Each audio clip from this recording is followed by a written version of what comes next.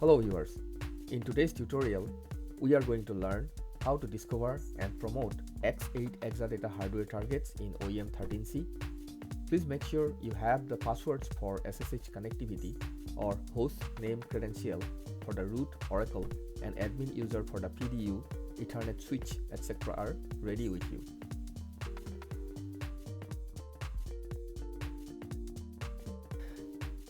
In the OEM console, go to the Exadata menu item under Targets menu, then click on the Add button. In the next screen, select the first option to discover a new database machine, and then click Discover Targets button.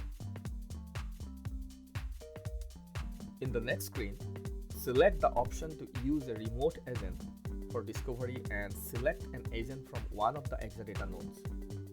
Please validate the schematic file location. It usually takes the path as highlighted, but if it is different, then you can customize the location using the Customize Schematic File Location option. Then click Next. Next screen is for discovering InfiniBand switches. For X8, it's mostly ROSI switches, so no additional input is required. Please click the Next button to continue. The next screen is for discovery prerequisite checks. Please make sure that there is no error messages. Any warnings as displayed about static discovery can be ignored. Then click Next button.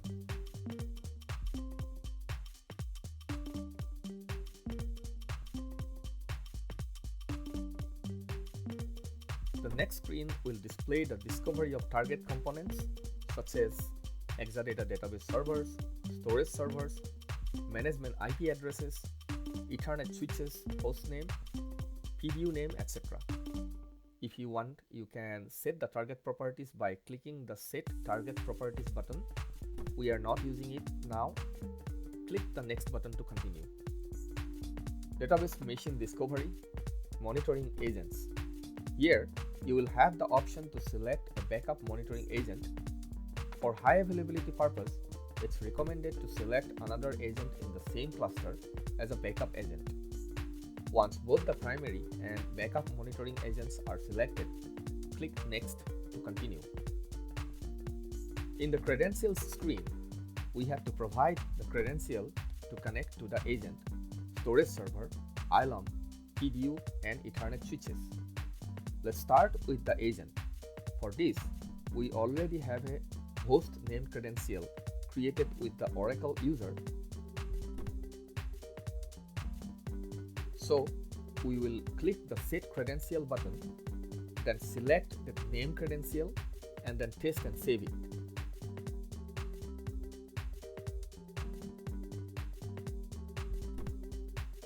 For the storage servers, we'll select the monitoring mechanism as Cell CLI.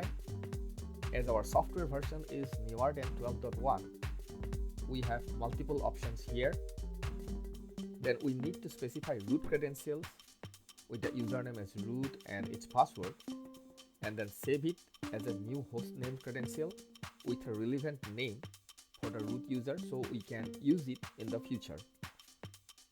Then we'll test the connection.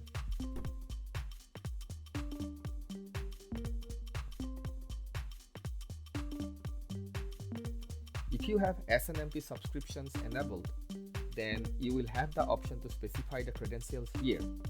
If you don't have SNMP subscriptions enabled, you can simply skip it. Click OK to save the settings.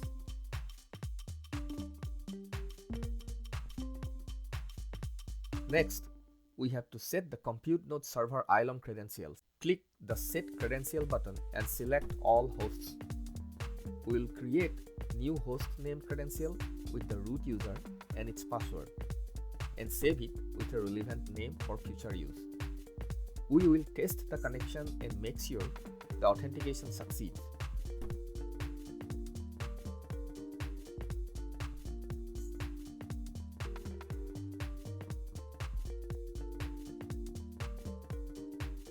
We will also set up SNMP subscription for compute node server with admin credentials of root user with a host name credential already created and use the SNMP monitoring credentials also. Again, if you don't have SNMP subscription enabled, you can skip this extra setting. We will test the connection again to make sure it is succeeded for all the hosts and then click OK to continue.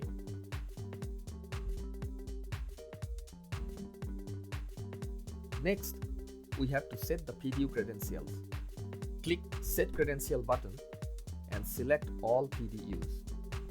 We will create a new host name credential with PDU admin user and its password and save it with a relevant name for future use. We will also specify the SNMP monitoring credential.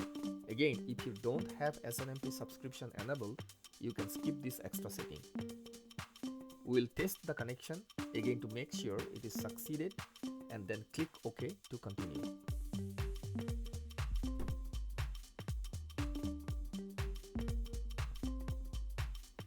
Next, we have to set the Ethernet switch credentials.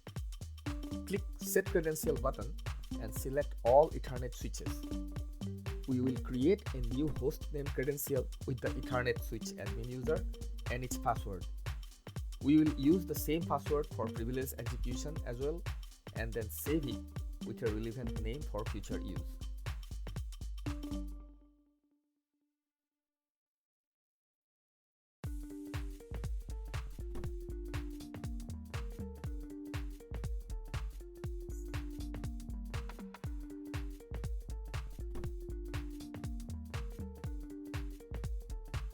We will also specify the SNMP monitoring credentials. Again, if you don't have SNMP subscriptions enabled, you can skip this extra setting. We will test the connection again to make sure it is succeeded and then click OK to continue. And this completes setting up credentials for connecting to all the individual hardware components, and then we'll click the next button to go to the review page. In the review page, we will change the target name property of the database machine, storage grid, and also the Exadata rack. We will leave all the other settings as it is and click the submit button to configure and promote the targets.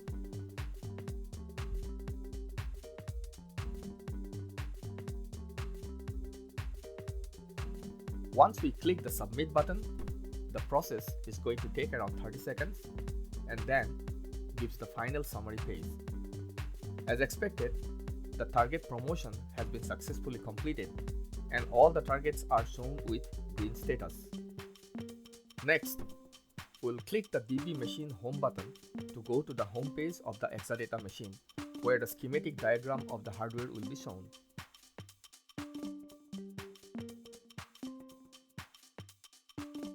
No warning or critical incidents. All the individual components such as the storage cells, hardware servers, hosts, switches, PDUs, etc. are shown with green status. So, this is how we discover and promote Exadata hardware targets in OEM. I hope you found this video useful, and if you liked my video, please hit the like button and subscribe to my channel for more similar videos that I am uploading every week for the Oracle DBS.